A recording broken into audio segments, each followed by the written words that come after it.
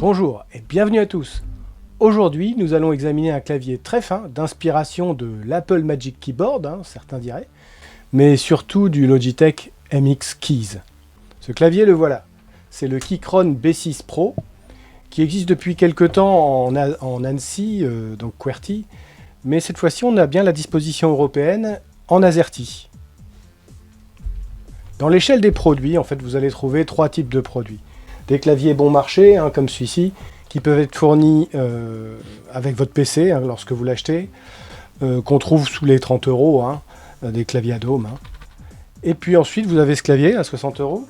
Puis enfin, vous avez des claviers haut de gamme, voire luxueux, comme le Logitech Logitech MX Key qui est à 110 euros, voire l'Apple Magic Keyboard qui est à 200 euros.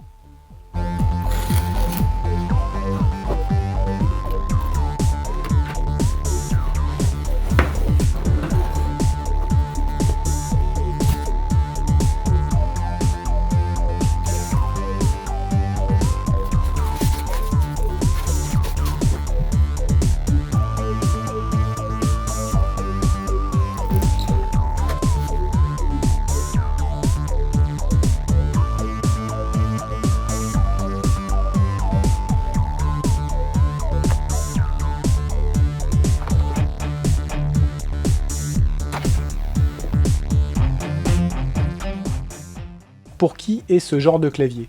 Alors ça s'adresse à des gens qui ne sont certainement pas des gamers, parce qu'on ne peut pas appuyer sur de multiples touches en même temps là-dessus. Par contre, il prend très peu de place. Le fait qu'il soit très fin aussi, très très fin, on n'a pas besoin de repose-poignet, donc ça fait gagner encore plus de place. Et puis la course des touches, elle est très faible, comme sur un PC portable, ce qui fait que vous arrivez à taper assez vite. Donc c'est très indiqué pour des tâches de productivité bureautique. Le design. La première chose qui saute aux yeux, c'est que ce clavier est largement inspiré du MX Keys. Au point qu'on pourrait se dire que c'est un copier-coller en termes de disposition, et on y est quasiment. Donc ils ont recopié des bonnes choses, mais aussi des moins bonnes. On va voir ça. Les dimensions sont les mêmes, c'est-à-dire 43 par 13 cm, mais les matériaux utilisés sont un peu moins nobles. C'est un plastique blanc de qualité convenable, mais c'est beaucoup moins joli que ce que fait Logitech.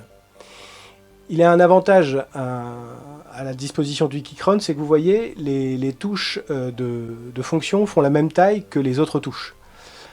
Voilà.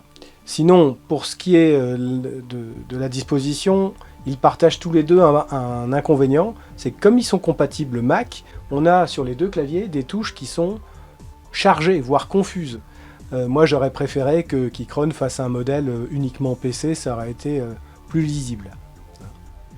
Alors sur cette photo, on pourrait croire que le contraste est faible sur le Keychron, mais non, les touches sont parfaitement lisibles tant qu'il y a un petit peu de lumière, parce qu'il n'y a pas de rétroéclairage par contre, comme sur le Logitech. À vous de voir si c'est un critère important. Les touches sont un tout petit peu concaves, mais tellement peu qu'on ne le sent pas. Donc c'est plutôt inutile. Logitech fait beaucoup mieux de ce côté, selon moi. C'est un clavier qui est très très plat, même plus fin que le Logitech, au point qu'il n'y a aucune pente quasiment.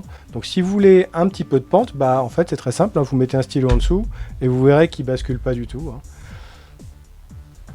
Alors voyons maintenant le toucher et le bruit. Alors c'est pas facile d'enregistrer un son de clavier et surtout d'avoir une référence absolue. Donc pour faire les comparaisons, je vais utiliser un bruit de référence. Alors c'est ce sera un peu inattendu pour vous. C'est un pot de confiture que vous avez tous, et quand on l'ouvre, ça fait toujours le même bruit en fait.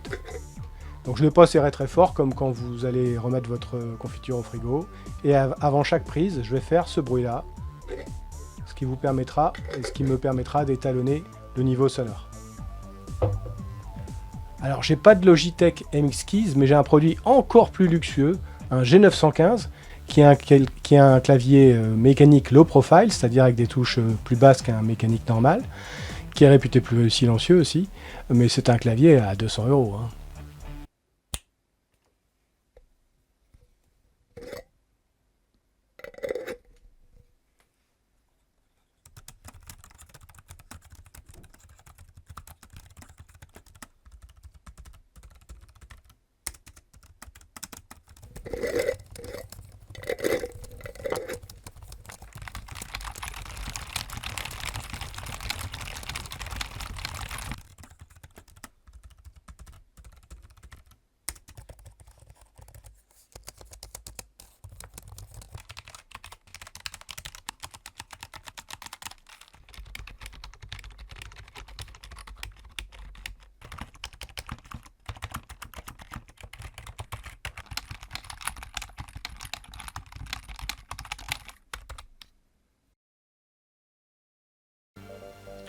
Concernant la connexion, alors vous avez droit au petit dongle 2 Go 4 bien pratique, hein, qui marche même dans le BIOS, et le Bluetooth et la connexion filaire. Alors vous avez voilà, la prise USB-C, le petit switch pour choisir entre Mac et PC, et puis ici les 3 modes, hein, au milieu c'est filaire, et puis à droite ou à gauche vous allez avoir 2 Go 4 ou le Bluetooth, avec différents profils sélectionnables par ces touches. Concernant le logiciel, Keychron c'est une vraie marque de clavier, c'est un spécialiste même du clavier. Donc pour ce clavier-là, il a utilisé un firmware connu, ZMK. Donc ça permet de configurer les touches et même de réaffecter n'importe quelle touche à n'importe quelle chose. Et vous pouvez aussi avoir des macros. Donc si vous avez une utilisation avec un logiciel bien spécifique, ça peut vraiment être utile. Sinon, bon, le logiciel n'est pas spécialement joli, hein, mais au moins, il n'y a pas besoin qu'il reste en mémoire. Une fois que vous avez configuré le clavier, bah, c'est terminé. Vous pouvez le fermer, voire le désinstaller, et ça continuera à marcher. Parce que les logiciels chez Logitech ou Razer qui se mettent à jour en permanence, c'est assez ennuyeux. En conclusion, j'ai fait un petit pour et contre, et donc en termes d'avantages, nous noterons qu'il est joli, même si le MX Master est plus beau encore. Les touches sont totalement réaffectables et il y a des macros aussi qu'on peut faire, donc ça c'est sympa. Il y a 3 modes de connexion, donc ça aussi c'est bien pratique. Donc c'est bien moins cher que le MX Keys, hein, presque la moitié, et par contre il a quand même quelques inconvénients. Donc la double compatibilité Mac-PC, ça surcharge les touches, hein, pareil chez Logitech. Pour moi, les touches sont pas assez concaves, soit tu le fais pas. Là, ça n'a aucun effet sur l'ergonomie et c'est dommage. Il n'y a pas de rétroéclairage, donc ça, si c'est ça que vous cherchez, c'est pas sur ce clavier que vous allez le trouver. Et puis finalement, je me dis que ce produit a un positionnement prix tout à fait logique, hein.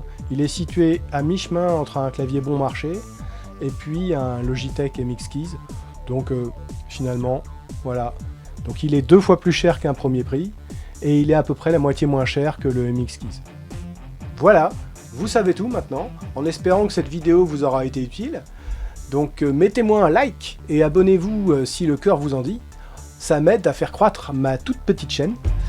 A bientôt pour une prochaine vidéo, et d'ici là, surtout, restez cool!